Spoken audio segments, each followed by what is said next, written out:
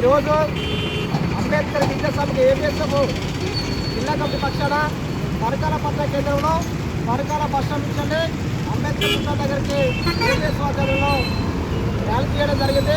Rally ఎందుకంటే ఈరోజు భారత రాజ్యాంగ దినోత్సవాన్ని పురస్కరించుకొని పెద్ద ఎత్తున ర్యాలీ చేయడం జరిగింది. ఎందుకంటే బాబాసాహెబ్ అంబేద్కర్ గారు రాజ్యాంగాన్ని రచించడం వల్లనే భారతదేశంలో ఉన్నటువంటి ఎస్సీ ఎస్టీ బీసీ నాయకులకు న్యాయం జరిగింది. అన్ని వర్గాల ప్రజలు ఈరోజు అన్ని విధాల ఉన్నారంటే దానికి అన్ని విధాల హక్కు కలిగి ఉన్నారంటే దానికి కారణం డాక్టర్ బాబాసాహెబ్ అంబేద్కర్ అని చెప్పి భారతదేశంలో ఉన్నటువంటి ఎస్సీ ఎస్టీ బీసీ నాయకులందరూ రాబోయే రోజుల్లో అంబేద్కర్ కలగన్న రాజ్యాంగాన్ని సాధించేంత వరకు ప్రతి ఒక్కరు పోరాడాలి పనిచేసిన అవసరం ఉందని చెప్పి సందర్భంగా తెలుస్తున్నా. అంబేద్కర్ ఒక్కరి వాడు కాదు, అందరి వాడు.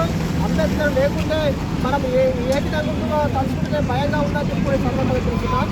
ఆ రోజుల్లో ఎంతో కష్టపడి ప్రపంచవ్యాప్తంగా పేరు కావాల్సిన వ్యక్తి డాక్టర్ బాబాసాహెబ్ అంబేద్కర్ కష్టపడుతుంది.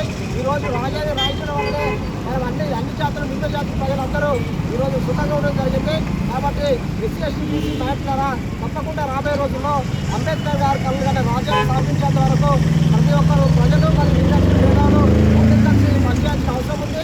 మనం అంబేద్కర్ ఇచ్చే ఏకైక ఓన్లీ ఒక రాజ్యాంగమే.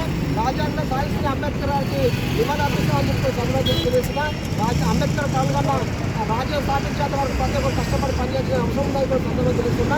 తప్పకుండా రాబోయే రోజుల్లో రాజ్యాంగం సాధిస్తామని చెప్పి సందర్భంగా తెలుస్తూ నా పేరు నరేష్ మంత్రి ఏపీఎస్ఎఫ్ జిల్లా కమిటీ పార్టీ వచ్చింది. నాతో పాటు తమ్ముడు ఏపీఎస్ఎఫ్ జిల్లా పార్టీ నాగుల పవన్ కళ్యాణ్, నాగర్జీ యూనివర్సిటీ అధ్యక్షుడు పదిలో రాజ్కుమార్, జిల్లా సహాయ కార్యదర్శి మందమాధు, మానవ తమ్ముడు వెంకటేష్, నరేష్ వైద్యులతో అందరూ పాల్గొంటారు. భారత రాజ్యాంగం అంబేద్కర్ ఆశయాలని భారత రాజ్యాంగం డాక్టర్ బిఆర్ అంబేద్కర్.